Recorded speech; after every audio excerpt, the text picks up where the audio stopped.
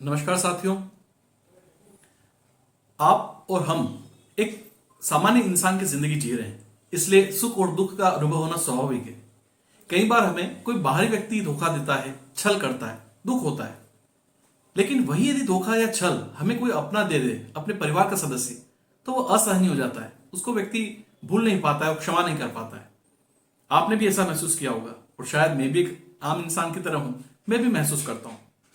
एक कहानी के माध्यम से दोस्तों आप तक एक मैसेज कन्वे करना चाहूंगा कि ऐसे समय में हमें अपना दृष्टिकोण कैसा करना चाहिए। बात है रामायण के समय की। रामायण में 14 साल के वनवास के बाद जब भगवान श्री राम वापस अयोध्या लौट आए तो शाम के समय कहीं नदी किनारे अपने जो 3 भाई थे, लक्ष्मण, भरत और शत्रुघ्न, उनके साथ नदी किनारे टहल रहे थे।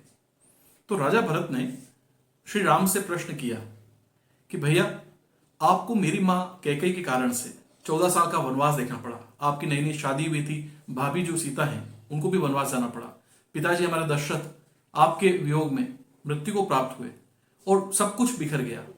एक अयोध्या को 14 साल के लिए जो एक योग्य शासक मिल सकता था, उससे वह वंचित रहा। तो क्या ये सब गुनाह माफ किया जा सकता है? भरत के अनुसार उनको लगता था कि मैं इस चीज के लिए उनको कभी क्षमा नहीं कर सकता, आपको दंड देना चाहिए था उनको। तो भगवान श्री राम कहते हैं कि देखो भरत, विशेष रूप से जब कभी भी कोई आपका अपना व्यक्ति यदि आपके साथ छल करे, धोखा करे या कुछ भी ऐसा करे जिससे आपको आहत हो या गलत करे, तो ऐसा कहा जाता है कि उसको दंड न देना ही सबसे बड़ा दंड होता है। क्योंकि मैंने तो 14 साल का वनवास बिता लिया, वापस आ गया, तुम लोगों से भी 14 साल के बाद में मिल लिया। लेकिन तुम सोचो कि माता कैकेयी इन 14 साल तक रोज तिल तिल कर मर रही थी, क्योंकि जब तुमने उनसे नाराजगी व्यक्त की, उनको अपनी गलती का पश्चाताप हुआ, तो उन 14 साल के प्रत्येक क्षण वो उसी दुख के साथ जी रही थी कि उन्होंने बहुत बड़ा गुनाह किया है जो क्षम्य नहीं है। ऐसे में यदि मैं उनको कुछ और कहता तो वो उचित नहीं था। दूसरा, मेरे अनुपस्थिति में तुमने राज्य को अच्छे से चलाया तो तुमने अपनी काबिलियत सिद्ध की है। और आज हमारा प्यार और बढ़ गया है भाइयों का इस घटना के बाद। तो घटना चाहे जैसी भी हो, अपने किसी परिजन के द्वारा यदि आपको कोई चोट मिलती है, कोई धोखा मिलता है, दुख होता है, छल होता है, तो उसको क्षमा करके आगे बढ़ने में ही भलाई है, बजाय इसके कि उसको आप कोई पनिशमेंट करें, कोई सजा दें। हो सकता है उसको स्वयं की गलती का कोई एहसास हो ना हो, कोई बात नहीं, लेकिन ईश्वर है और आप स्वयं हैं और वो व्यक्ति स्वयं है, जो तीनों ही जानते हैं कि किसका कर्म का फल किसको कब मिलना है।